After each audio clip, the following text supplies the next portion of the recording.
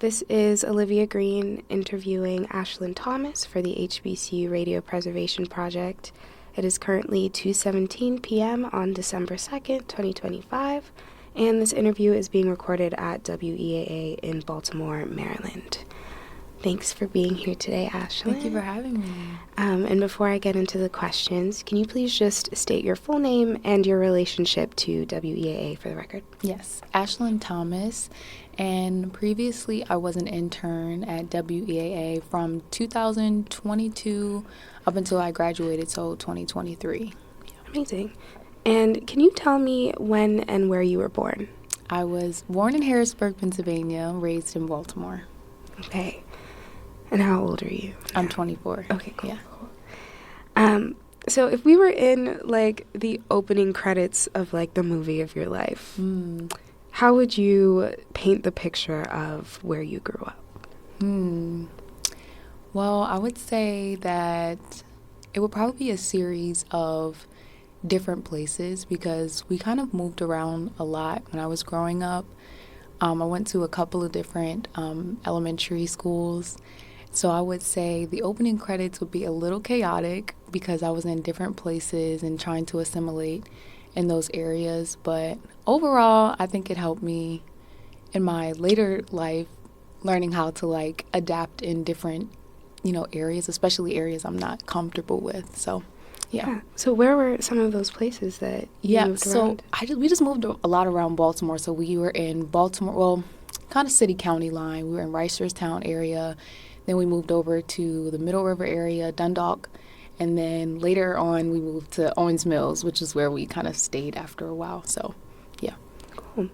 And tell me about the people that raised you. My mom and my dad, they're wonderful people. I grew up in a very Christian household. Lots of love, lots of laughter. I have 3 siblings. I have 2 older sisters and 1 younger brother. So you can imagine how that was, being smack in the middle. But, my parents have always raised us to honor and respect the Lord, but also to love other people despite differences. So I can say I grew up in a pretty chaotic household, but also really fun. Yeah. Where are your parents from? Are they from Pennsylvania? So my dad is from PA. He's from Pennsylvania, but my mom was raised in Howard County. Oh, okay. Yeah. Cool. And tell me a little bit more about them. Like, what did they do for work? What did they do for fun? So my mom's a teacher, so she's always taught elementary education. And then my dad, he was in the health insurance field, so he was a supervisor at Care First Blue Cross Blue Shield for some time, about 16 years, and then he retired from there, so he went back to teaching. He taught before, any of his kids came, so he went back to teaching special education, so now they're both educators. Okay, awesome. And you talked about, like, being involved in church as a family. What kind of church did you guys go to? Yeah, so my dad's actually a pastor. Okay. So, so we grew up in my grandparents' church for some time. So we would go back and forth from Pennsylvania to Baltimore as my dad was helping out my grandfather at the time. And then later when we moved to Baltimore, we actually opened up a church here in Windsor Mill. And then after some years, it was a little bit difficult, with membership and things like that. So we shut down the church. And so my dad moved his ministry online. So he's been doing that ever since. But yeah, I've kind of grown up in a household with lots of pastors, ministers. Yeah. Did you ever, like, have any involvement in kind of running the church? Yeah. What were you doing? So my sisters and I actually sing. So that's pretty much what we were doing. I did a little bit of media as I got older. I started running the media. So that's kind of how I've, like, ventured into the world of communication. But yeah, singing and media. Amazing. Can you tell me about your earliest memories of radio? Yes. I remember when growing up in Baltimore, when my mom and dad would take me to school, we would actually always listen to WEAA. That was like the station we listened to, especially on Sundays, because it was like the gospel station. So I remember listening to WEAA. I remember hearing the music and the host at the time. So I think when I got to Morgan and I was actually an intern here, it was kind of just like a full circle moment, being back at the place I used to listen to when I was a kid. Yeah. And kind of growing up in the Baltimore area and in the church and even at school, what were some of the issues that you remember, like kind of public affairs things, really mattering to your household and your community? I would say growing up, I wasn't privy to a lot of the things that were happening. And maybe that was just because my parents were like sheltering us a lot at that time. But I think as I've gotten older, I think some of the things that I did notice about Baltimore itself was vacant housing. I noticed that is a really, really big issue here. But also violent crime. As you mentioned about Trayvon Martin, we also had a Freddie Gray issue here, and that happened, which caused a lot of issues in Baltimore. And I think violent crime has just been a thing here in Baltimore. But I can say with new leadership, we have the Baltimore City Mayor, Brandon Scott, who has done a lot of work in helping to reduce crime in the city. So I can say hats off to our city leaders who have been working really, really hard to reduce the crime in the area. Yeah. So tell me some of the other things that you were involved in as a young person, like before college, other than church and singing in church. What were your extracurriculars? Yeah, so outside of singing, I did a lot of sports. So I did a little bit of volleyball, I did basketball, and I also did softball. So those are my extracurricular. I did dance a little bit, but honestly, I don't have a lot of rhythm, so that didn't last long at all. But yeah, the sports thing was kind of what I got into. Okay. Yeah. And you mentioned a little bit getting into media and comms through church. Yeah. Tell me a little bit more about how that happened and how that interest sparked. Yeah, well, I can say growing up, we did watch the news. My dad would always have Nancy Grace on in the evening, so it was something I always took interest in. But I would say once I got into media at my church, my dad would always have me record his sermons and then upload them to Facebook. And sometimes he would have me do at that time it wasn't reels or anything, but he would just have me create video collages and video edits of the things that we did in the community and at church.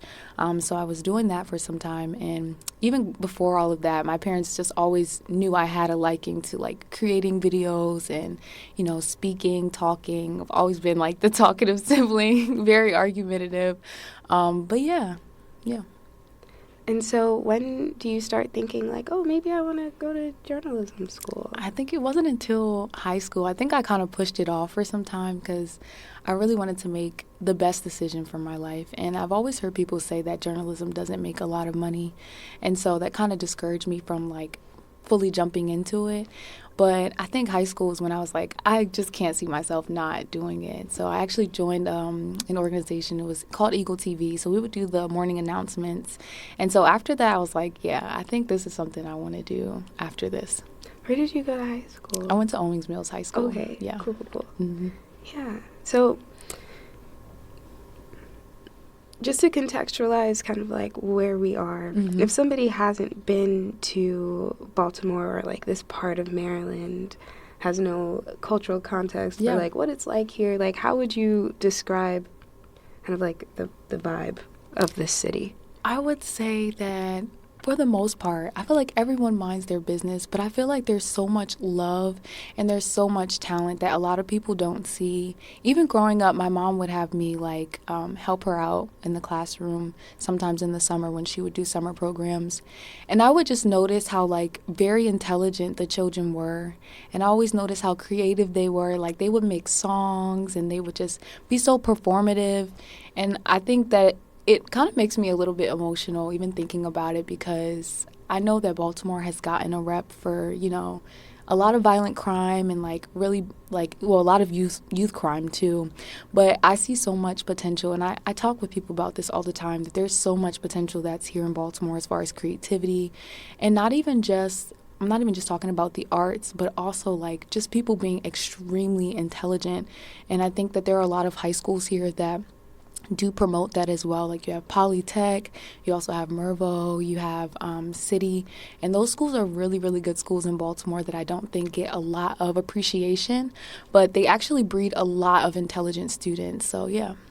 And how did like growing up around that kind of affect the person that you've become? Yeah. I would say I've always been inspired by those that have been around me, especially.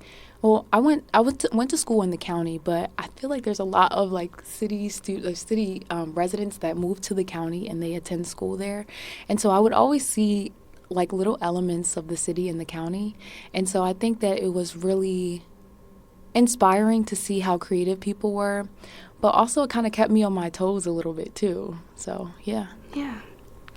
So at what point do you start thinking about going to Morgan for college? So it's so funny how I got here because I actually had no intentions of coming to Morgan State at all because I come from a Morgan family. Like my mom went here, my two older sisters went here. So I was like, I just want a little bit of something different. Kind of grew up in the Morgan community, so I felt like I knew most of what Morgan was. And so I tried my best to avoid coming here, but it just kind of happened so that I came here. I had applied to a few different schools like Temple. That was actually my number one school, and I got accepted, but it just wasn't working out. Like the money just wasn't there, and so I had to make a decision. So I was going to go to community college for 2 years and then transfer to a 4-year university.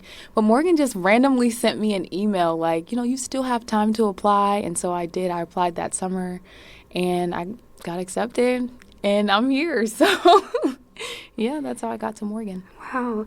And you say, like, so you come from a Morgan family, like, you grew up listening to WEAA, like, this place was in, like, the background of your life for so long. Like, had you spent any time, like, on campus before you came here as a student? Yeah, so we would actually come to, like, Morgan's homecomings every year.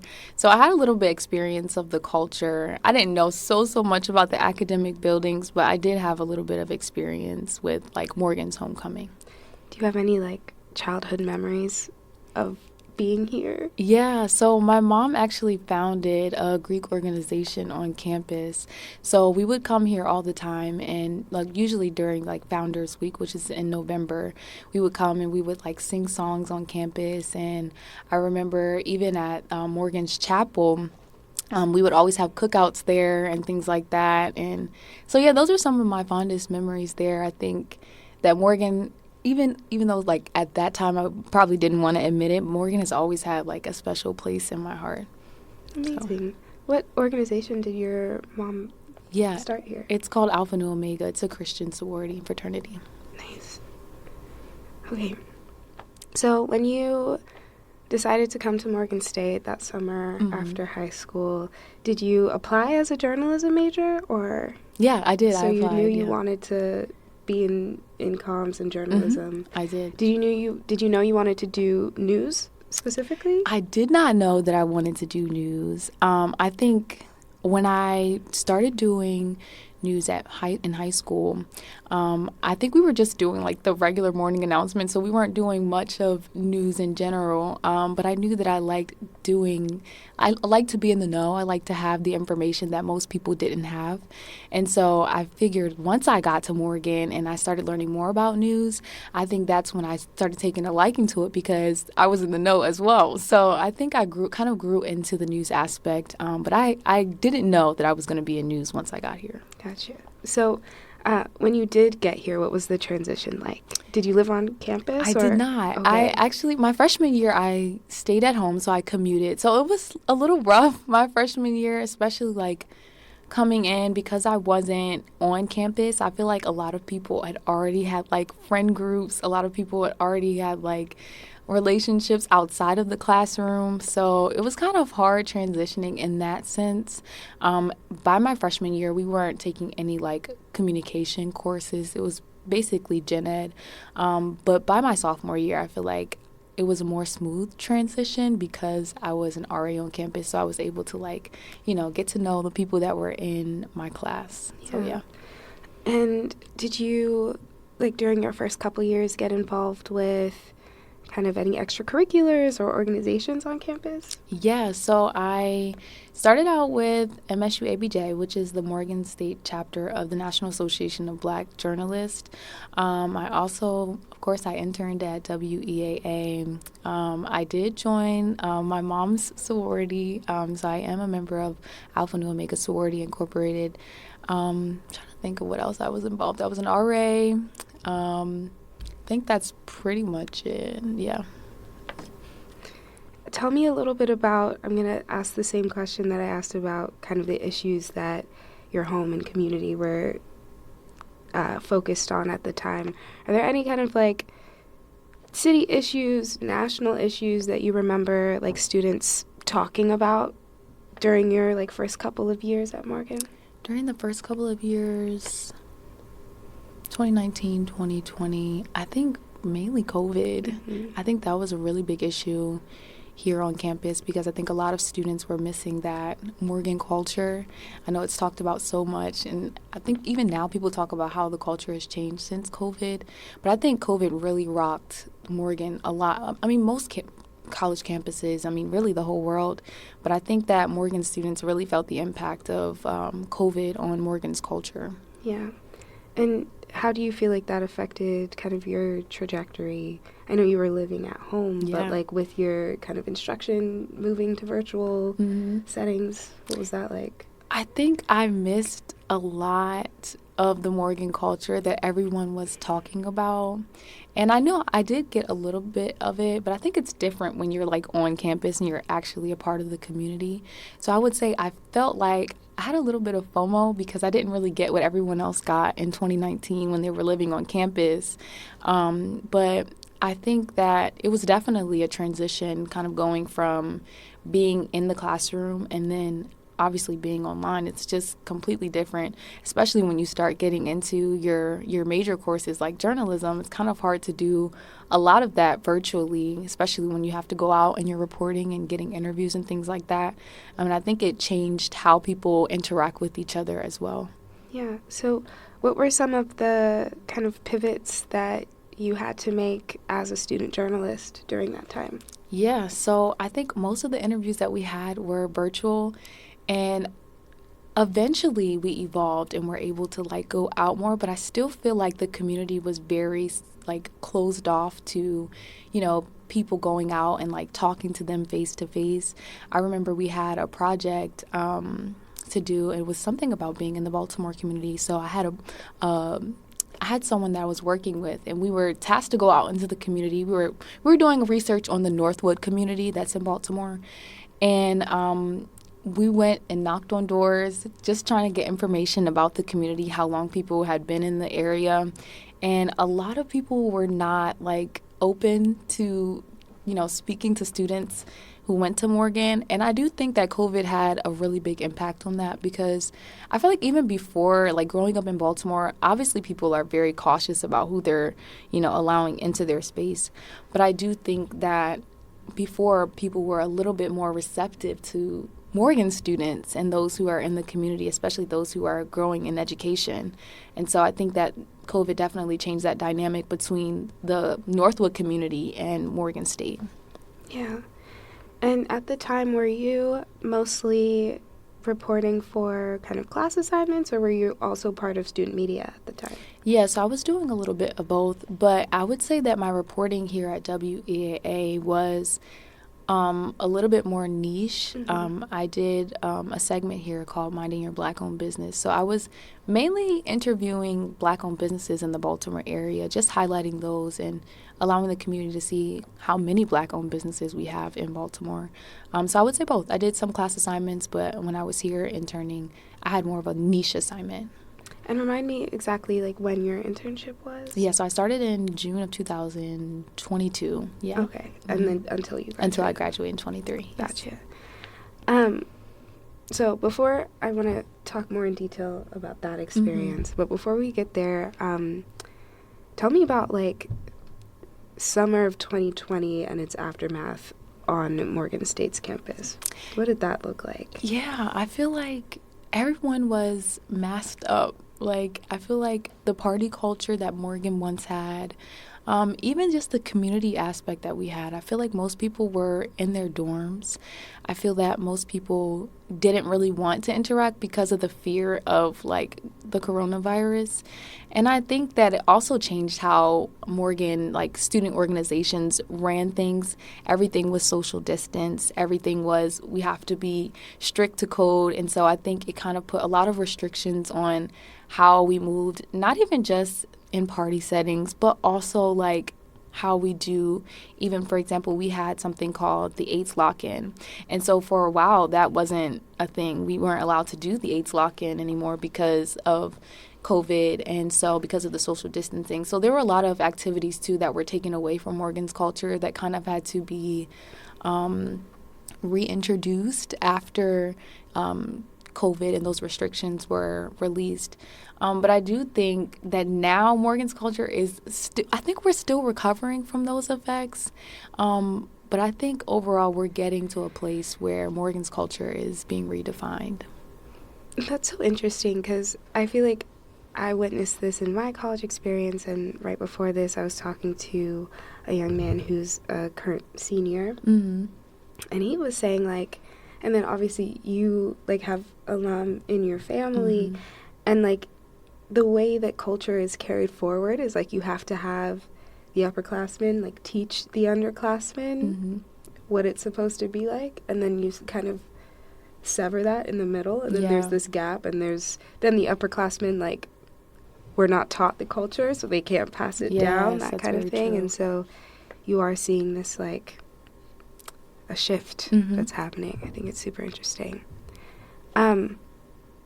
Do you remember any student protests happening on campus while you were here? Yeah, there were a few student protests that happened, but I can't remember exactly. But I do remember that there were a few student organizations like NAACP who were hosting those student protests.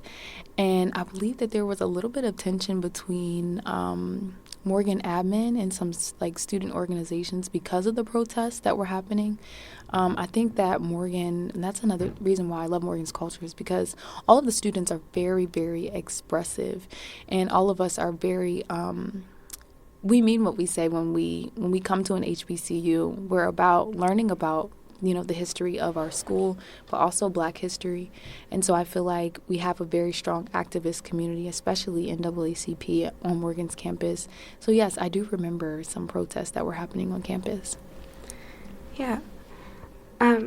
So now I want to kind of transition to talking more specifically about your work at WEAA. Eventually you figure out that you want to do news. When do you decide that your medium is going to be radio? Yeah. How did that happen? So I would have to give credit to the former news director, Randy Reed, because I think that he kind of saw my talent before I did. And so he kind of pushed me into it. I always, of course, WEAA was always in the back of my mind. I just think that there was a little bit of gap between how I get to radio. And I remember there was this one time I had to record something for one of my classes, so I had to come up here to record it. And my teacher had put me in contact with Randy Reed. And so, he went through it with me. He showed me how to record and everything. And he asked me after I recorded, he's like, have you ever thought about doing radio? Have you ever, you have a really nice voice. Have you ever thought about doing it? And I was like shy. So I was like, no, never thought about radio. I think I'm more interested in television, writing. And so he said, I think you should give it a try. And so I did. And ever since then, it's kind of just been like, I think this is me. Yeah. So did your kind of engagement with the station start when you applied for an internship, or were you doing other things first? I think it started when I applied for my internship here. Okay. So first day at WEAA as an intern. Mm-hmm. Walk me through it. What are you doing? Yes. So that summer I was actually staying on campus because I was an RA, and so I spent the summer here. And I remember walking in, I was so nervous because I was like, I don't know what's about to happen. I don't know what they're going to have me do. But I remember talking to Randy Reed, and he just went over like how the internship would go, some of the things that I would be tasked to do. And it was a really good time because there were also other students that were interning as well. So I was able to kind of work alongside my colleagues. But I remember sitting in the producer studio, just watching the producer like literally control everything. And I was just so fascinated because the board was just so, it was just so intimidating. And he was just, I mean, really just working it. And so I just remember sitting under him and listening. And as he was telling me like how things work and on the producer side. And I remember going back to my dorm and I remember thinking, wow, like this is so, like radio is so much bigger than me, but it's really intriguing and exciting at the same time. Yeah. So as an intern, were you like contributing to news content, or were you kind of more on the production side? What skills were you picking up that summer? Yeah, so I was contributing more to, I would say both. I did a little bit of news, and I also was doing that segment that I also had co-hosting as well with Lena J. So that was a really good time as well. So we would talk about a lot of different topics in the summer. We had so much to talk about, and she did an amazing job really anchoring that. But yeah, so a little bit of both, a little bit of news, a little bit of my segment as well. And how did it feel to like be on the air for the first time, Mm-hmm. to like hear your voice on the radio? What Yeah. was that like? So I think I had to get used to it at first, you know, even just listening to myself, I was like, oh my gosh, like this is so crazy. But I think after a while, it just became second nature. You know, I just began to become more comfortable with it. And I think that it was a lot easier doing it with my colleagues because these were peers that I had classes with and that we would talk about stuff even after class. So it just became more of like after classroom conversation, but live on air. And was your family like listening to Yeah, your show? my family was listening. Yeah, I think that was the most exciting part of it too, because they were actually able to like hear my work that I was doing. So it was exciting to hear my family. I think they were really excited for me too, because they're like it's so cool, like you're on WEAA, you know. Yeah. So yeah, they were excited as well.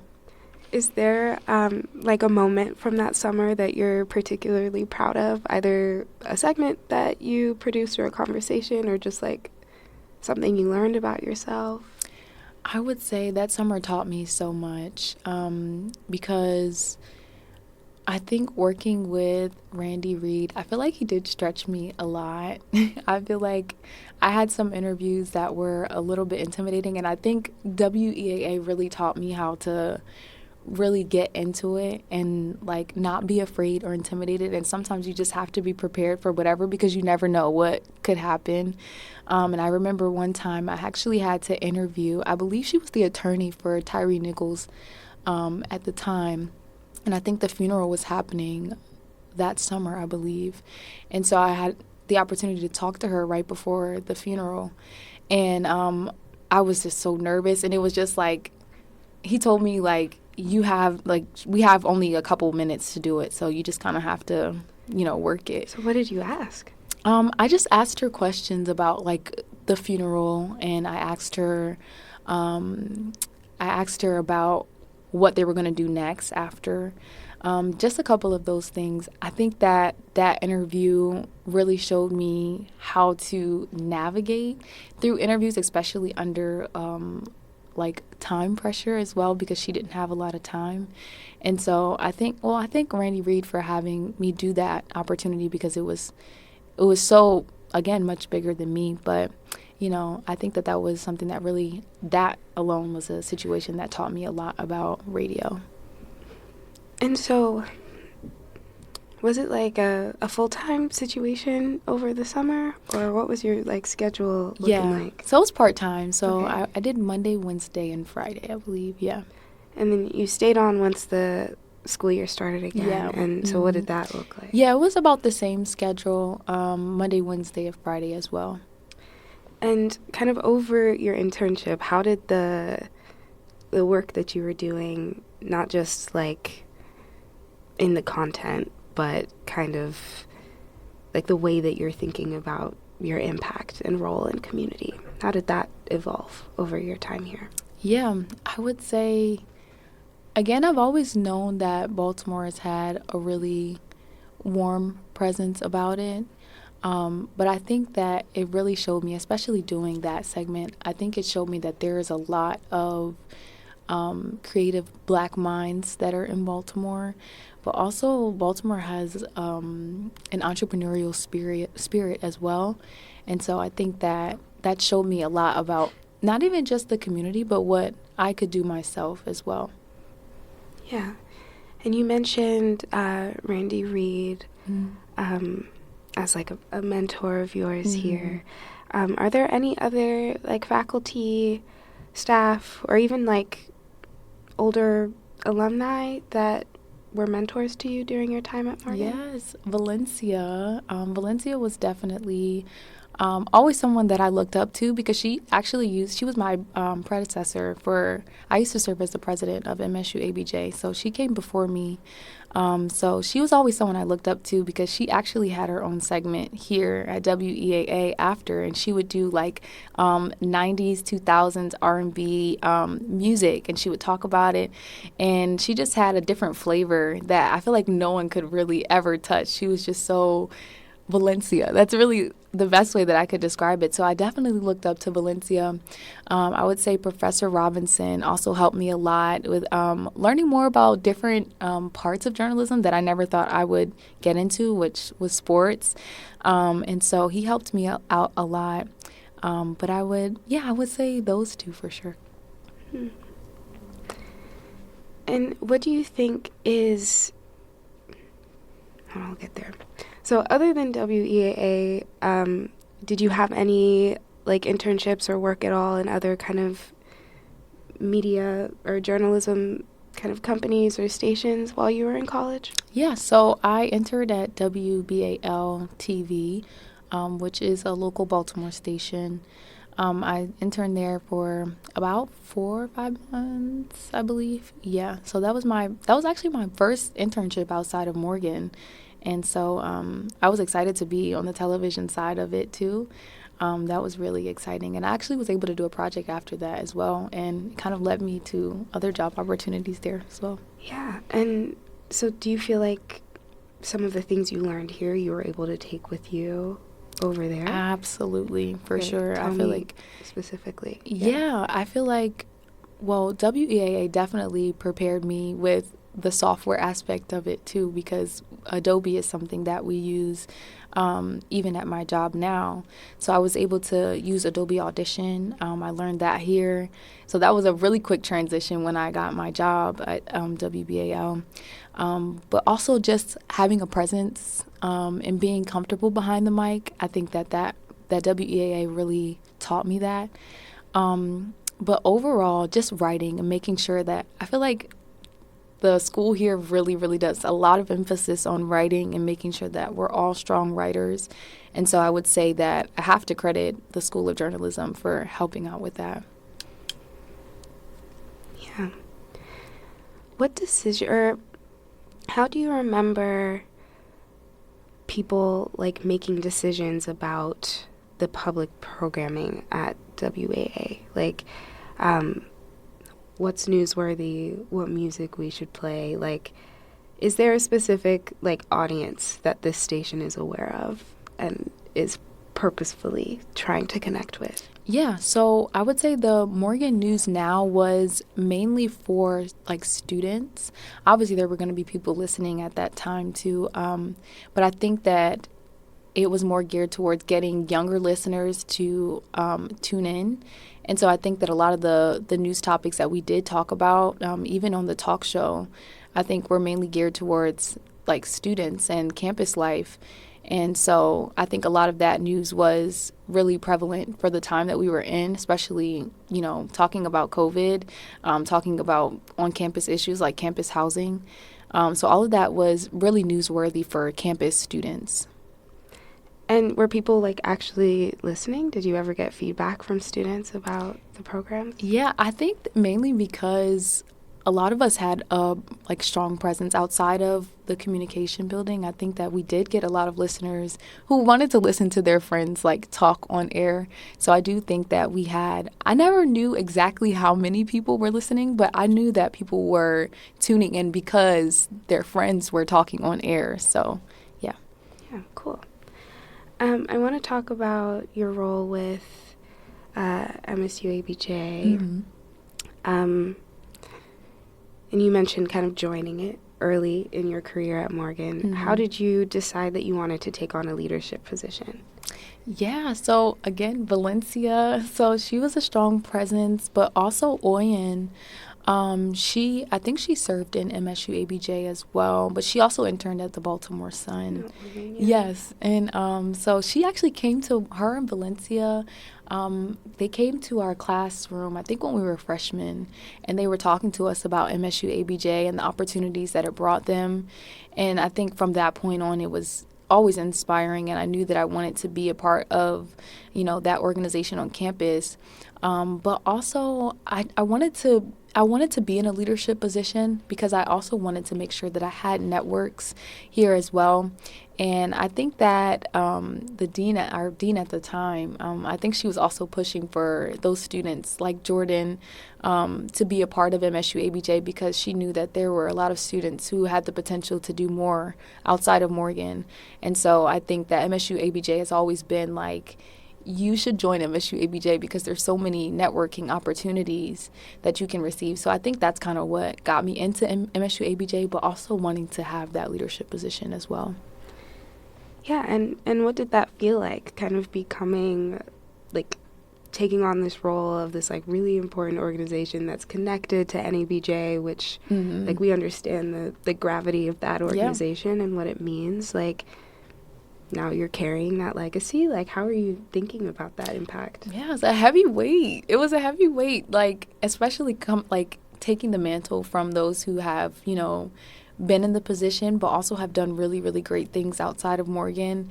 I feel like coming into it is a little bit intimidating, but I think that after a while, I think those that were around us and helping us, like we had connections to the MSU Spokesman, which is the newspaper on campus. Then we also had connections with WEAA. So I think having that community and the connection of different organizations here on campus also helped with that. And of course, having a team like Jordan, Jaina also was a part of MSU ABJ at the time. So having a team, I think, definitely helped to carry that weight as well. And how would you describe your leadership style? Yeah, I would say that I have a type A personality, but I also don't like to be super authoritative. So I think that I would lean a lot on Jordan to kind of help with that as well.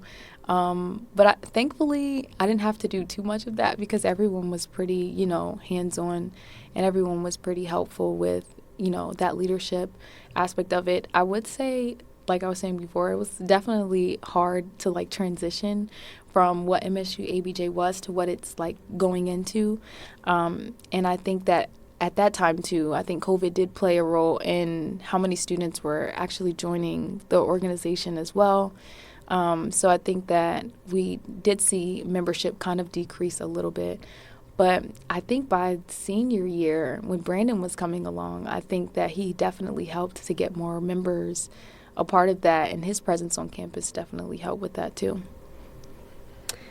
Is there a moment kind of within your experience at that organization? Because I know that you guys went to, like, the NABJ national conventions and stuff. Yeah. Anything stand out about one of those experiences? Yes. So we had the opportunity to go to the Las Vegas convention, and that was a really neat experience for me because I'd never been on the West Coast, like, ever. So it was fun to go through that whole process, but also being at the convention, I never knew about the National Association of Black Journalists until I got to Morgan. And so when I got to the convention, it was, like, really mind-blowing to me. It was so many, like, Black people, but really educated Black journalists. And I feel like the workshops and everything was just so helpful during that time. But also, even going into the job fair, I think that it exposed me to a lot, and it kind of put a little bit of pressure on me to, put myself out there. And so I think NABJ taught me a lot about how to put myself out there. Yeah, and speaking of putting yourself out there, you finish in 2023. Mm-hmm. As you're approaching graduation, like, how are you thinking about, okay, what's next?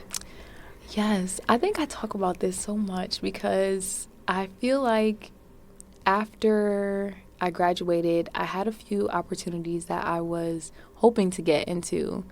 But I feel like it was a little bit of a struggle, going from, being so involved on campus, especially in the field of communication, and then kind of nothing after. So I think I did kind of wrestle with that idea for some time, but overall, the connections that I made at Morgan is part of the reason why I am in the career that I'm in now. So. And what are you doing now? So now I'm in radio. I work at WEAA News Radio, and I actually got that job because of my internship, but also because of some of the references that I made here at Morgan. Yeah, and WBAL is commercial AM radio, right? Yes, AM and FM, yeah. Okay, AM and FM. Are you noticing any differences between, like, what goes into working at a commercial station versus a public radio station? Absolutely. I think that it's a little bit more rigid. I would say that there is a style that has to be communicated and translated well.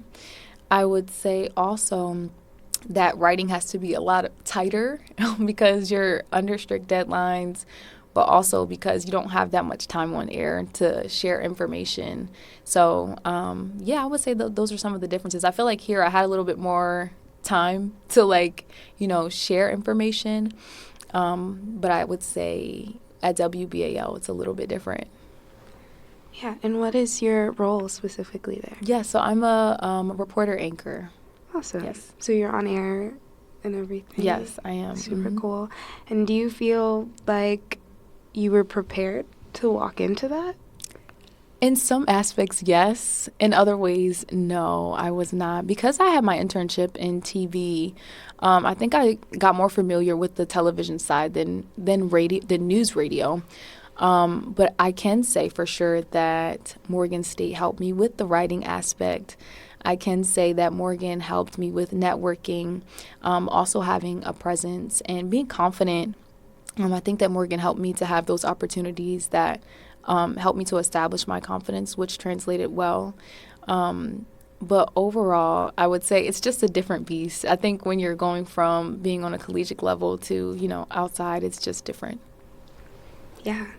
I'm also curious about, like, the differences between how WEAA kind of thinks about their audience and the impact, like, it's standing for We Educate African Americans. Yes. Like, there's obviously a very, like, specific ethos that this station approaches things with. Absolutely. What's different about WBAL and their relationship to listeners? Yes, I would say listeners at WBAL are a little bit older because I feel like radio has been catered to that audience, and I feel that now we're catering to an older audience, but also those who listen to TV as well. So, but I would say mainly the audience is more so towards seniors, I would say now. But also, I don't want to say too much without but yeah, I would just say seniors, yeah. Yeah. And so how long have you been in this role? So now? I'm approaching a year now, yes. Wow, congratulations. Thank you. That's awesome. But considering kind of your introduction to doing media and comms work for church, to your internship at WEAA, your involvement in NABJ stuff, to your TV internship, to this, and I'm sure there's many other things like on your resume as well. What do you think that you've learned about yourself as a person while working in journalism and media? Yes, I would say I've learned that, well, I think Morgan has taught me that I can really do a lot of different things and that I don't have to be confined to just one area of journalism, and that also if you educate yourself enough and if you do enough research, then you can really do really anything in the world of journalism. But I would say overall, I've developed so much confidence. Even looking over my matriculation, freshman year, Ashlyn would never even see herself where she is now. So I would say that I've grown a lot of confidence from Morgan. But I've also learned a lot about myself, too, and that I think that I was really, really shy, like my freshman and sophomore year. But I think that Morgan has kind of helped me to, bloom and to grow out of that.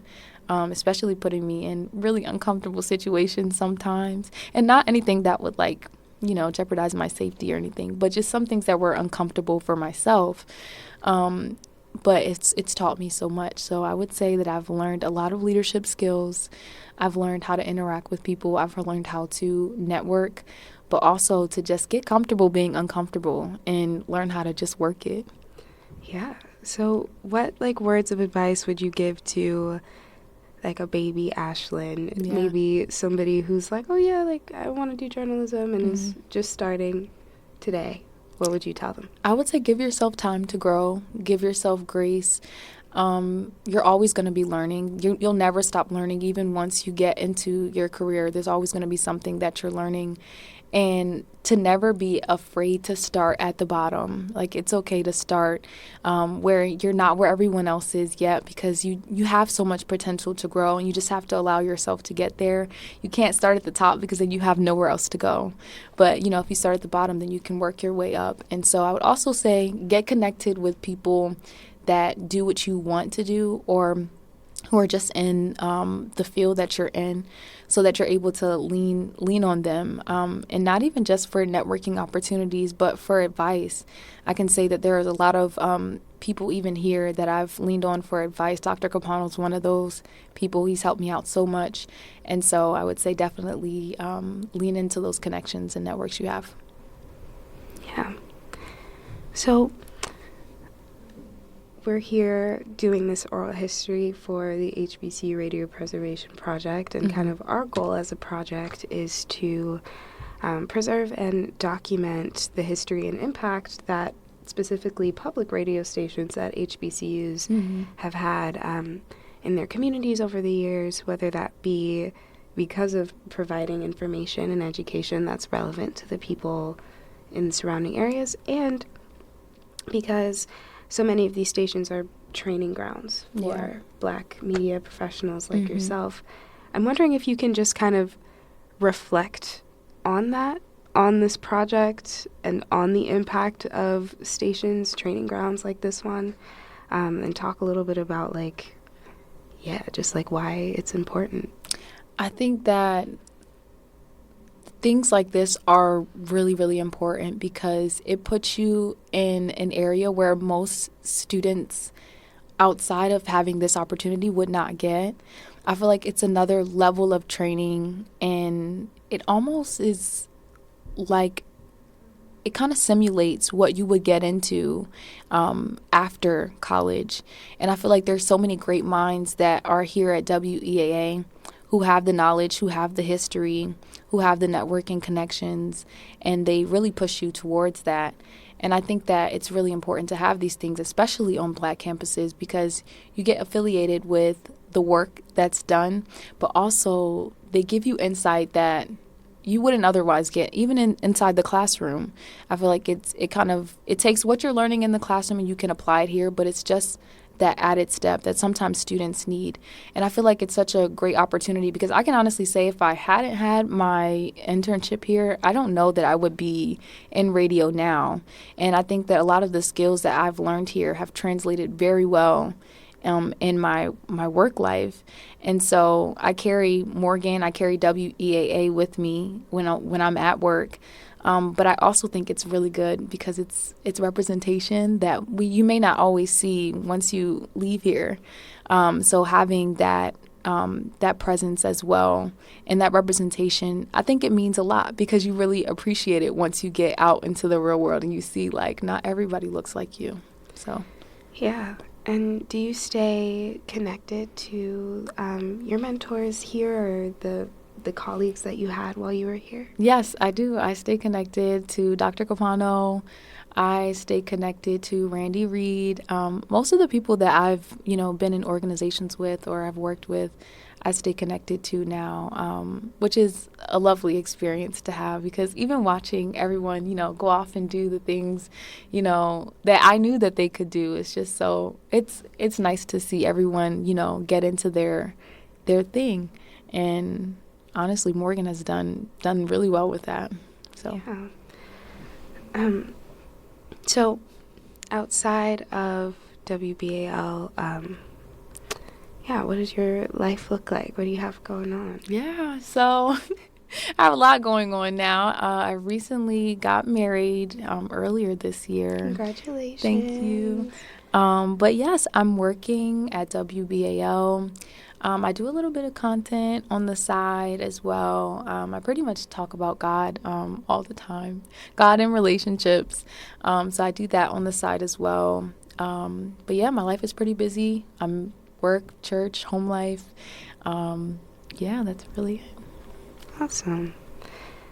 What would you say, or where do you see yourself and the impact that you've had at Morgan State, at WEAA, kind of like in the greater landscape of Black journalism and Black media? I guess what I'm asking is, like, what do you see as your role kind of in amplifying spaces like this? Yes. And in laying the groundwork and being a mentor and being a leader? Mm-hmm.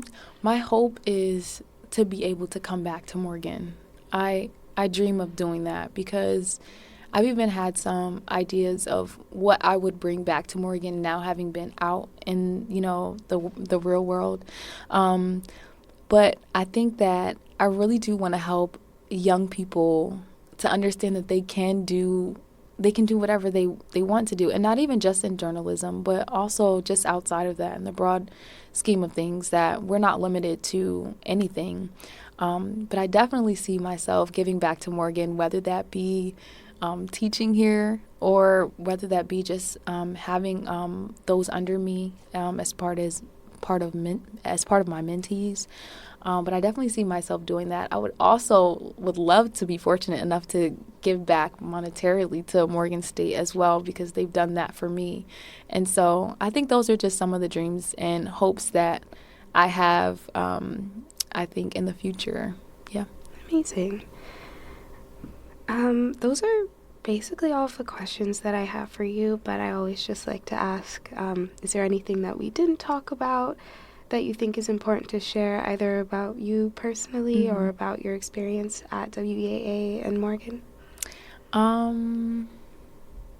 Anyone you want to shout out that you haven't yet? Let me think.